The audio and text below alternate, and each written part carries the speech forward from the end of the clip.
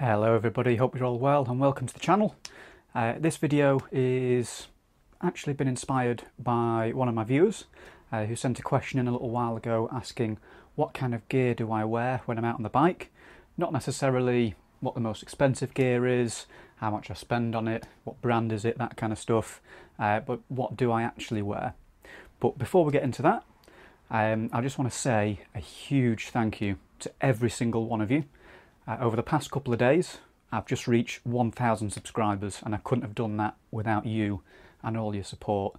I just can't believe that over 1,000 people want to watch somebody riding lanes and having great fun while doing it. So thank you very much.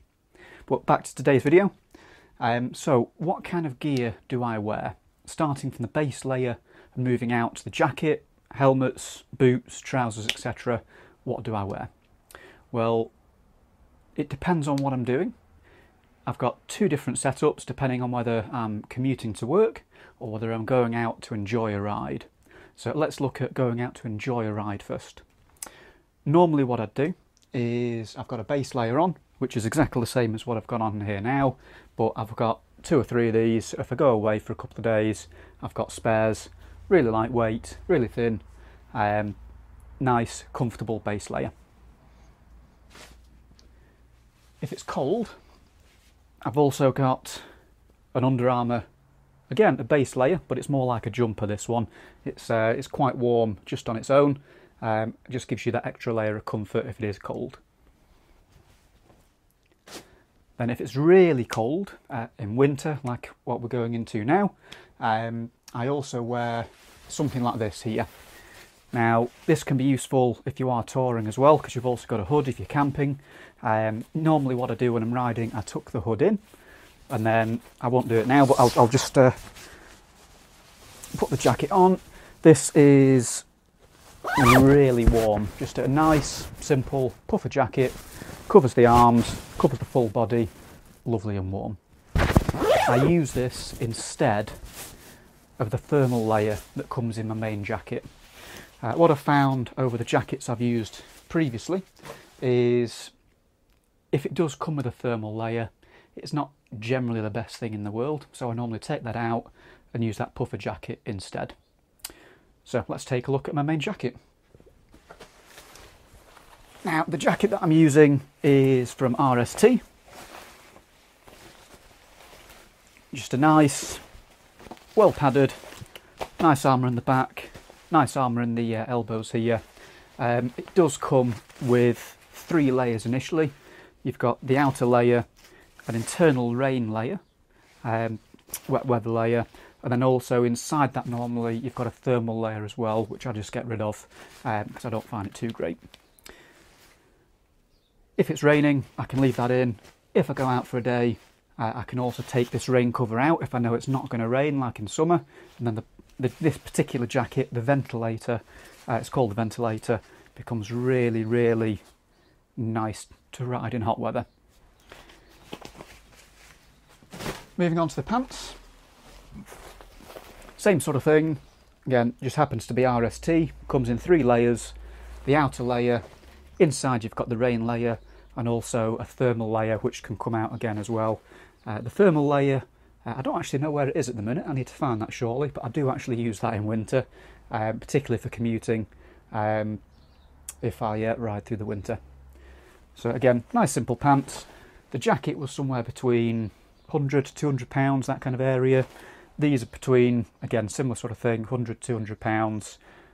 Not the most basic gear out there, but it's also not spending a lot of money on something that you might not wear that often. I mean, I do enjoy riding, but I don't ride that often in comparison to going out in the car and that kind of thing. So these are a great compromise for me.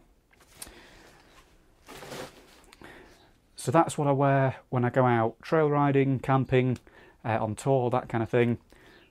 But what do I use when I go to work, when I'm commuting? Well, it's all about managing risk and what you feel is an acceptable level of risk when you are out there on the bike. The pants that I've just shown you and the jacket do have armour in them. I'll always wear that jacket, but I have to admit, when I am commuting, sometimes I'll just wear a pair of overtrousers. And the reason for that is when I get to work, these just come straight off without having to remove my shoes, which I'll show you in a minute. And it's just dead easy, dead quick. In the locker room, these are off, straight into work. Now, the reason I wear these instead of those is because, like I say, they do come off very, very quickly. If anybody knows of any riding pants that have a zip that goes all the way up to the top, so they can just be zipped up and taken off, please let me know, because I'll replace these in an instant. So the reason I wear those is because I'll actually use these for commuting to work. Now, admittedly, they're not giving you a lot of support up round your shin, that kind of area, but they're very, very comfortable, still armoured in the heel area, around the front here, and reinforced at the front, around the big toe and that kind of thing. But they're incredibly comfortable. I've actually used these every day at work since May, and they're still in great condition. So if you're looking for a comfortable shoe for every day, these happen to be an Alpinestar waterproof shoe, but they are incredibly comfy. In fact, one thing I've just realised I've forgotten to show you is what kind of boots I wear when I'm actually riding for fun. And that's these here. These are a short adventure style boot. Quite robust, quite rugged, waterproof, really comfortable when you're out on the trail or out touring. Okay, so that's the clothing aspect of what I wear. Obviously we've also got gloves, we've got helmets as well. So in terms of gloves, I've got 3 styles. This is what I mainly use when I'm out recording a video, because on the trail they are just really lightweight. They're more like a trials glove or a trail riding glove. They are really, really lightweight. They don't offer much in terms of protection, but really, really comfy. And great in summer as well. When I'm commuting, I've also got my normal summer riding gloves, just a bit more protection. If you do come off, they just offer a little bit more. And then in winter, probably most comfortable glove, and I've had these a good few years, a Seda Spada waterproof all-weather gloves. Really comfy, really cheap. These are about 30-40 quid. Definitely worth it if you're riding in cold, wet weather. And if it is cold, I'll also stick one of these on, just a buff. Really simple, really compact. Stick a couple in a bag if you're going away.